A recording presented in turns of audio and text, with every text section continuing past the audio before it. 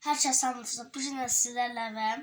Bugün sizlerle Pıtılka oyun oynayacağız ve böyle fırlatma oynayacağız dostlar. Şimdi kanala abone olmamızı dostlar unutmayın dostlar. Şimdi bugün sizlerle ve indi oynayacağız dostlar. Şimdi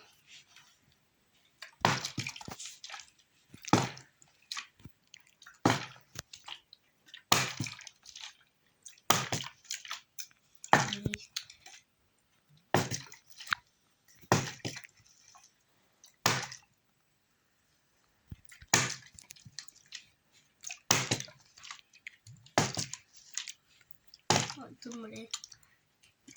Tulka biraz bazadı. Geçersiz tulkaları da olur.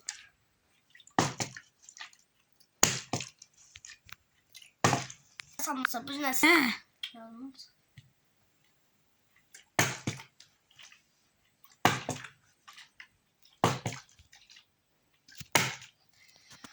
Şimdi bugünlük bu kadar dostlar. Şimdi kanalıma abone olmamızı da unutmayın dostlar. Selam.